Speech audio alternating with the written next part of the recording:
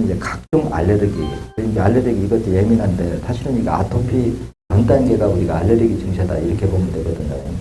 알레르기 이 증세가 이제 있는 사람들은 결국 이게 뭐냐 산이 결정하거든요.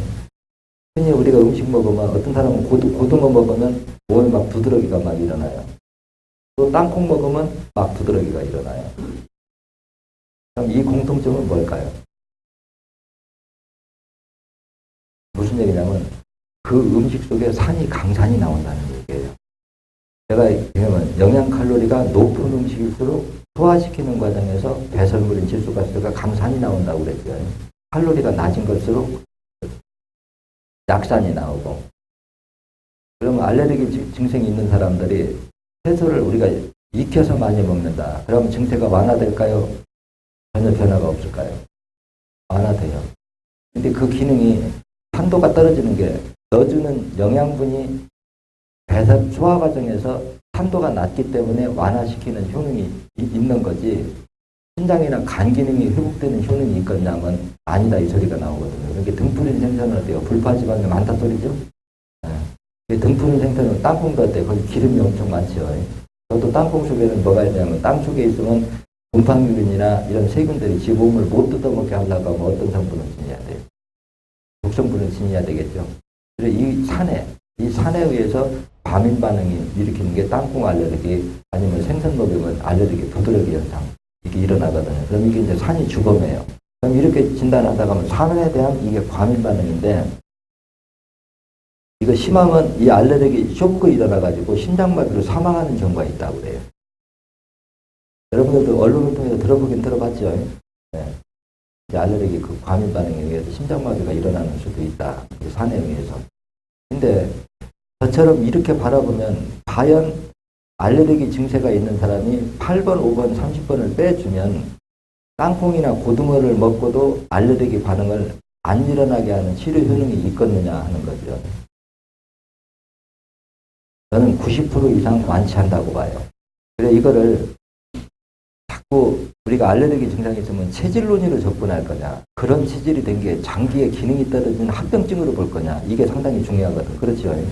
근데 자꾸 이제 기존에서는 뭐 이런 체질은 이런 거니까 이런 음식은 피해라면 그 속에는 뭐가 들어있느냐, 영양 칼로리가 낮은 음식, 칼로리를 줄여 먹는 게 들어있거든. 그 핵심 속에서는요. 그러면 그거는 산도를 약간 완화시켜주는데 효능은 있을지언정 신장과 간의 기능을 본질적으로 회복시키는 기능은 없다. 그러다 모르고 어쩌다 한번 먹어도 돼. 당장 재발이죠. 안 먹으니까 안 나타날 뿐이죠.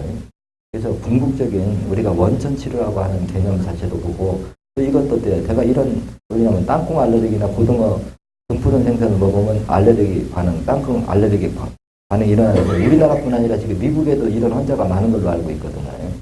그럼 이런 환자들한테 과연 내가 주장하는 대로 8번, 5번, 30번을 빼고 그 증상이 땅콩을 먹어도 아무 이상이 없고 고등어를 먹어도 알레르기 현상이 안 일어난다고 하면 이거를 주제로 논문을 써보면 어떨까요?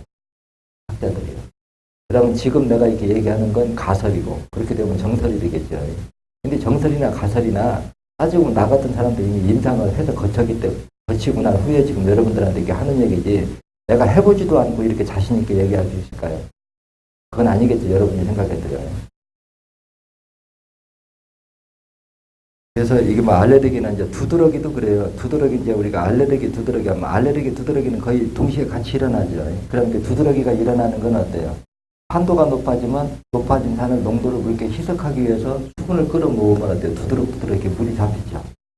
그럼 이때 이걸 이제 완화시키는 방법은 여러 가지가 있을 수가 있어요. 이렇게 두드러기가 일어날 때 더운 욕조에 퐁당 들어가면 가라앉을까요? 안 가라앉을까요?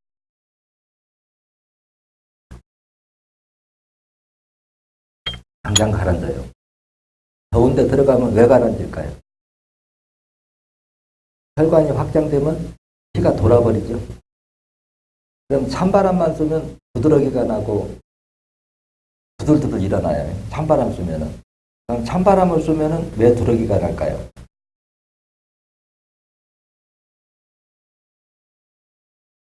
그 말이 정확히 설명하면 우리 몸은 스스로 체온 조절하는 능력이 있거든요. 온도가 딱 찬물에 들어가면 혈관이 체온 보존을 위해서 딱 수축이 돼요. 수축이 되면 그 수축되는 그 표피에 산도가 갑자기 높아지는 거예요. 그럼 그 높아진 산의 농도를 물기에 희석시키기 위해서 수분을 끌어모으면 두드러기처럼 이렇게 두둑두둑 드러나는 그런 현상이거든요. 그래서 이럴 때 더운 물 속에 펑덩 들어가서 온도를 높여주면 혈관이 확장돼서 피가 돌면 어때요? 납사는 신장에 걸러내고 중자는 간이 걸러내겠죠. 근데 여기서도 명심할 게 있어요. 뭐냐? 흐르는 피에 이미 산도가 높은 사람한테도 이런 증상이 일어나지, 흐르는 피가 맑은 사람은 잠깐 수축됐다고 해서 두드러기가 날 정도로 산도가 높아지진 않는다는 거예요. 그래서 제가 이렇게 설명하면 흐르는 피에 산도가 높은 상태에서 혈관이 막힌 경우와 흐르는 피가 맑은 상태에서 혈관이 막힌 데는 산도가 다르다고 그러잖아요. 그럼 흐르는 피가 맑은 상태에서는 혈관이 수축돼도 수분을 끌어모을 만큼 산도가 높아지지 않는다. 그러면 이렇게 찬바람만 쏘여도 두드러기가 나고 고등어만 먹어도 두드러기가 나고 땅콩만 먹어도 두드러기가 난다. 과연 이런 사람을 흐르는 피가 맑게 하려고 하면 8번을 빼줘야 되겠죠. 8번을 빼고도 과연 이런 현상이 일어나거든요. 정답은 안 일어난다는 거죠. 이 얘기를 하다 보니까 실제 시가적으로 이분이 이제 그 포항에서 그 중소기업을 운영해, 남편이. 근데 경제력은 엄청 있는데 제가 이렇게 사람을 상대해 보면 제가 제일 좋아하는 사람들이 누구냐? 여러분들도 아마 내 기분하고 밖에 가서 대리점을 운영하면 똑같을 거예요. 제일 사리 분별이 명확한 사람이 중소기업 사장들입니다. 제가 지금까지 이렇게 보면은, 왜냐하면 이 사람들은 남의 걸 절대 공짜로 먹으려고 안 하고 거저 얻으려고 안 해요. 그래서 이 사람들이 한번 좋아지면은 실제 후회져요. 그러니까 남의 걸 공짜로 하는 거예요. 그래서 부인하고 와서 자기 뭐라고 하셔가는 거예요. 자기는 가을 돼도 찬바람만 딱 나면 봄까지 외출을 못 한다는 거예요. 왜냐하면 찬바람만 딱 쐬면 몸이 두드러기가 나고 다 뒤집어지는데 이걸 고치기 위해서 우리나라 최고 가는 병원은 다 돌아다녀도 이걸 못 고친다는 거예요. 내가 보면 우리 눈으로 여러분들 보면 어때요? 가시럽죠? 그래갖고 그 진액 처방 딱 해주겠대요. 8번 딱 해주세요. 이걸 그러면서 본인이 뭐라고 하는 거니? 이 지금 자기 이 증세 이것만 고쳐주면은 우리나라에서 최고 가는 의원으로 자기가 인정을 해주겠다는 거예요. 왜냐? 아무리 잘한다고 하는데 유능한 병원에 가도 그게 안 났으니까. 근데 우리 눈으로 보면은 흐르는 피의 산도가 이미 높은 상태에서 찬바람을 쏘이니까 갑자기 혈관이 수축되니까 산도가 높아지니까 수분을 끌어모아서 그게 두드러기가 일어나는 거는 이렇게 생리인상으로 풀으면 흐르는 피의 산도를 낮춰주면 돼요. 그렇잖아요. 흐르는 피의 산도를 낮추는 뭐냐? 신장 기능을 회복시키면 된단 말이에요. 근데 이때까지만 해도 신장 기능이 이렇게 크게 망가진 게 아니거든요.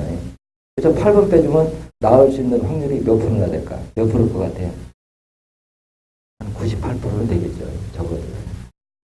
그래서 어떤 병이 이렇게 진행되는 그 생리체 과정을 정확하게 꿰뚫어 보는 게, 그래 이걸 아는 눈으로 바라보면 그거 하면 낫는 거죠. 그러니까 저도 가끔 화가 나면 고혈압도 못 고치는 애기들이 뭐라고 의사라고 이런 얘기, 화가 나니까 욕 비슷하게 하는 얘기예요. 따지고 보면 이렇게 두드러기나 알레르기 증세 하면 낫는 거고 알레르기 비염 하면 낫는 거지. 이게 무슨 기술적으로 고치는 방법이 어려운 건 절대 아니잖아요. 그래서 이것도 우리가 핵심적으로 보면 우리 몸에서 어떤 잔잔하게 일어나는 현상들에 대해서 생리 이치로 그걸 정확하게 진단할 수 있는 그 시각이 상당히 중요하다는 얘기죠. 그러면 이거를 이렇게 하지만 지금 부항기도 없고 아무것도 없어요. 갑자기 이제 찬바람 두드러기가 나다 가려워서 못 견디고 이렇게 하면 이제 오한까지도 함께 들거든요. 그럼 이때 우리가 할 수 있는 방법이 응급처치로 이거 할 수 있는 방법들은 아주 많아요. 이렇게 해서 있으면 서로 강산을 해독해버리면 어떨까요? 완화되겠죠? 그럼 없으면 오징어 있죠. 오징어는 마른 오징어 보면 팔다 못 팔아가지고 겉에 하얗게 붕힌 거 있죠.